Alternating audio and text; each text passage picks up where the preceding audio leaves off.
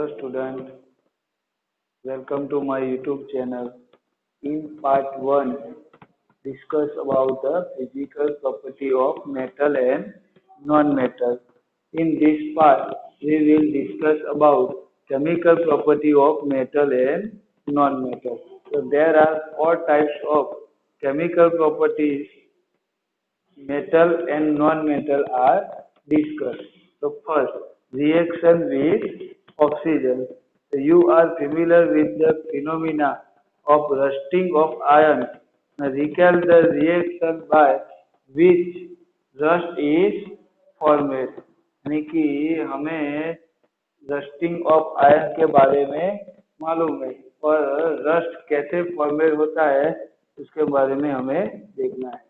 So you had also performed in class 7 and activities of burning a magnesium revealed in air. You had learned that in both the process of oxide formation takes place. Now complete the following reaction of iron and magnesium with oxygen. यानी कि हमने class 7 में देखा था कि physical changes के बारे में कि उसमें हमने क्या किया था कि मैग्नीशियम की जो स्ट्रिप थी उसको बर्न किया था तो हमें क्या बना था मैग्नीशियम ऑक्साइड यानी कि Mg+O2 गिव्स MgO यानी कि मेटल की ऑक्सीजन के साथ प्रोसेस करने से क्या मिलेगा हमें मेटेलिक ऑक्साइड. वैसे ही iron plus oxygen plus water तो हमें क्या बनता है वो तीनों मिक्स होके रस्ट. अब हम एक्टिविटीज देखते हैं 4.3.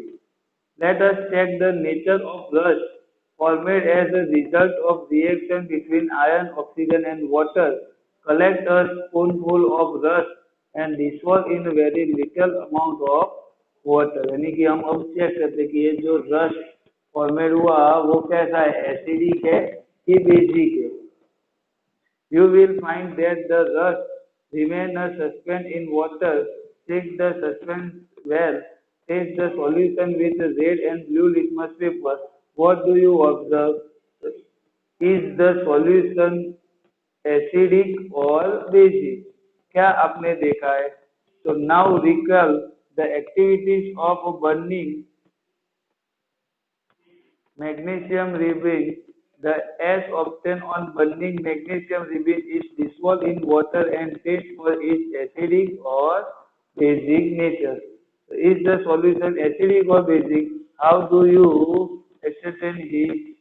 So you must have observed that the red litmus blue. So oxide of magnesium is also basic in nature. Now, in general, metallic oxide are basic in nature. यानी कि जितने भी metal की oxygen के साथ हम प्रोसेस करेंगे और उसमें से जो हमें मेटेलिक ऑक्साइड बनेगा वो सारे कैसे होंगे, बेसिक होंगे. Let us now observe the reaction of non-metal with oxygen. यानी कि यही ऑक्सीजन की प्रोसेस किसके साथ करनी है, नॉन मेटल के साथ.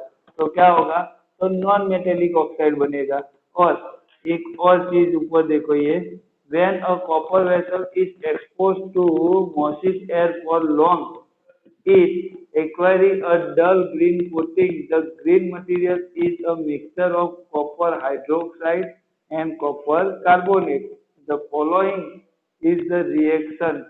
यानी कि जो कॉपर के जो वेसल्स होते हैं वो लॉन्ग टाइम आपके ऐसे विदाउट एनी यूज रहेंगे तो उसके ऊपर क्या होता है, ग्रीन कलर का डल सोर्स से जा रहा है. तो वो किसकी वजह से होता है, तो कॉपर H2O यानी कि जो मोसिट एयर में होता है वो कार्बन डाइऑक्साइड एंड ऑक्सीजन ये दोनों कहाँ होते हैं, एयर में. ये सब की प्रोसेस होके क्या बनता है, copper hydroxide and copper carbonate. और ये कॉपर हाइड्रोक्साइड और कॉपर कार्बोनेट की वजह से कॉपर के जो वेसल्स है उसके ऊपर क्या होता है, ग्रीन कोटिंग होता है. अब देखो activities 4. Take a small amount of powder sulfur in a defragmenting spoon and heat it. So if defragmenting spoon is not available, you may take a metallic cap of any bottle and wrap a metallic wire around it. and give it the shape shown in figure। यानी कि अगर आपके पास spoon ना हो ऐसी तो क्या करना है कि एक बॉटल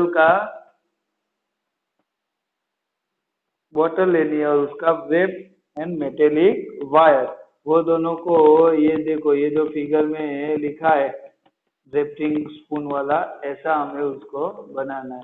तो as soon as sulphur start burning introduce the spoon into a glass tumbler, cover the tumbler with a lid, ensure that the gas produced does not escape, now remove the spoon after some time, add a small quantity of water into tumbler and quickly replace lid, shake the tumbler well, now check the solution with red and blue litmus paper. यानी कि क्या करना है कि sulphur को burn करना है और उसको ये जो डिफ्रेगनेटिंग स्पून है वो उसके अंदर डालना है और फिर उसमें थोड़ा सा वाटर डालना है, यानी कि वो प्रोसेस करेगा उसके साथ।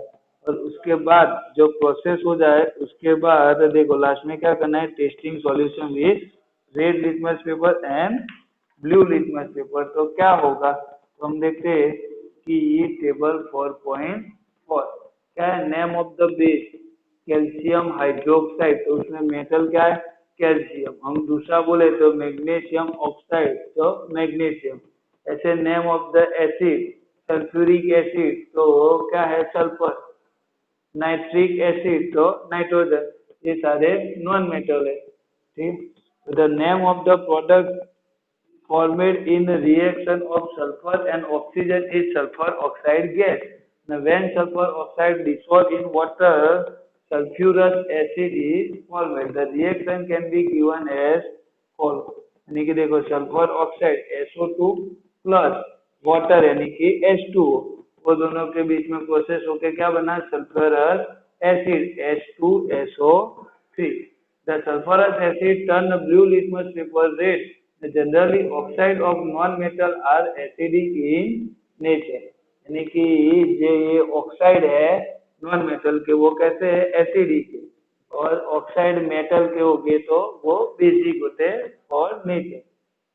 Recall the name of the sum of the laboratory acid and base you have read in class 7. Note down that name in the table 4.4 and identify the metal or non-metal present in them which form oxide with oxygen। ये क्या हो गई कि metal और non metal के साथ oxygen की process. अब हम देखेंगे रिएक्शन विथ वाटर, किसका मेटल एंड नॉन मेटल का। तो let us see now metal and non metal react with water and you observe that sodium reacts vigorously with water. Some other metals do not do this. For example, iron reacts with water slowly. Generally, non-metals do not react with water, but they may be very reactive in air. Such non-metals are stored in water।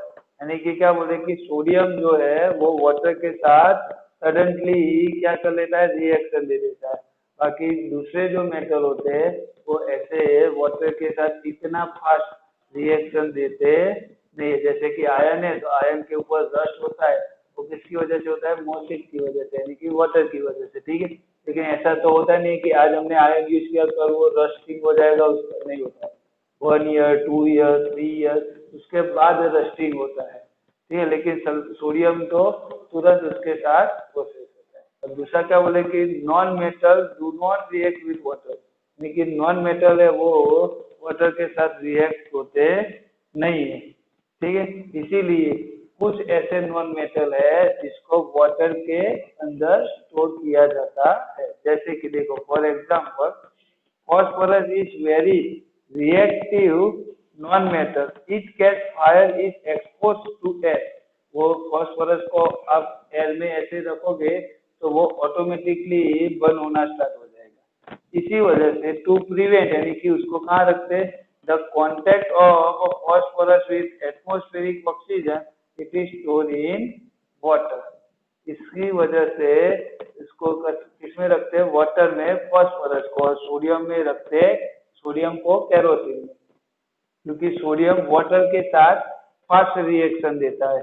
देखिए ऐसे रखोगे तो air में क्या होता है, moisture होता है, उसकी वजह से उसको हल्का सा वाटर भी मिलेगा तो वो रिएक्शन करना स्टार्ट कर देता है। यानी कि सोडियम को रखते हैं केरोसिन में एंड फॉस्फोरस को रखते हैं वाटर में। अब देखेंगे reaction with acid. Let us you see how material like metal and non metal behave with acid. तो यहाँ एक एक्टिविटीज दी है, take a simple sample of metal and non-metal listed in table 4.5, separated test tube and label them A, B, C, D, E, F with the help of the dropper. Add 5 ml of dilute hydrochloric acid to each test tube one by one. Now observe the reaction carefully. If no reaction occurs in the cold situation, warm the test tube. Generally, bring a burning matchstick near the mouth of acid test tube. Represent the same activity using a diluted sulfuric acid instead of the diluted hydrochloric acid. Record your observation. देखिए ये जो magnesium की ribbon है, aluminium है, ion है, ये सब लेना है। उसके सबके अंदर एज अ रूम टेम्परेचर में क्या करना है, हाइड्रोक्लोरिक एसिड उसके अंदर डालना है और फिर उसको वार्म होने देना। वार्म जैसे होगा तो उसके बाद क्या निकलेगा, स्मोक। वो स्मोक के पास हमें क्या ले जाना है, मैचस्टिक, बर्निंग मैचस्टिक। अगर वो एक्सपोज होती है तो हम बोलेंगे कि वो रिएक्ट करता है एसिड के साथ, अगर नहीं होती है तो नहीं करता है। क्यों, तो क्योंकि वो हम देखते हैं कि is there different in the way metal and non-metal react with acid. What could the pop sound in the some case be due to when burning a matchstick is brought near the mouth of the test tube? यानी कि कुछ time क्या होता है कि जब ये acid के साथ रिएक्शन करेगा तो कैसा पॉप साउंड आता है, और जब मैस्टिक आप टेस्ट ट्यूब के साथ ले गए पास में तब क्या हुआ, you must have found that non-metal generally do not react with acid, but metal react with acid and produce a hydrogen gas that burns with a pop sound. Now you must have noticed that copper does not react with dilute hydrochloric acid even on heating, but it reacts with sulfuric acid. यानी कि metal है, कोई भी acid के साथ reaction करके क्या produce करेगा, हाइड्रोजन गैस और पॉप साउंड के साथ। यानी कि जब ये प्रोसेस होगी तो आपको वहाँ साउंड सुनाई देगा, ठीक है, उसको पॉप साउंड बोलते हैं। अब रिएक्शन विद बेस यानी कि लास्ट। तो prepare a fresh solution of sodium hydroxide in the test tube by dissolving 3/4 liters of in 5 ml of water. Drop a piece of aluminum foil into it. Now bring a burning matchstick near the mouth of the test tube. Observe carefully. तो क्या होगा कि what does the pop sound indicate? So as before, the pop sound indicates the presence of hydrogen gas. यानी कि अगर pop sound आपको सुनाई देता है तो वो किसका होगा कि उसमें से जो हाइड्रोजन गैस रिलीज होता है, अदरवाइज प्रोड्यूस होता है, उसका होगा। Metal react with sodium hydroxide to produce hydrogen gas. Reaction of non metal with base are complex, यानी कि वो होता नहीं है। यानी कि मेटल ऑक्सीजन के साथ, वाटर के साथ, एसिड के साथ, बेस के साथ, सबके साथ वो रिएक्शन करता है, लेकिन नॉन मेटल है वो वाटर एंड ऑक्सीजन के साथ, यानी कि ऑक्सीजन के साथ रिएक्शन करके ऑक्साइड ऑफ नॉन मेटेलिक बनाता है। वाटर, एसिड और बेस के साथ उसकी जो रिएक्शन होती है वो क्या होती है, कॉम्प्लेक्स होती है, ठीक है। और बाकी जो पोर्शन है हमारा displacement reaction and uses of metal and non-metal. These two topics are continued in part 3.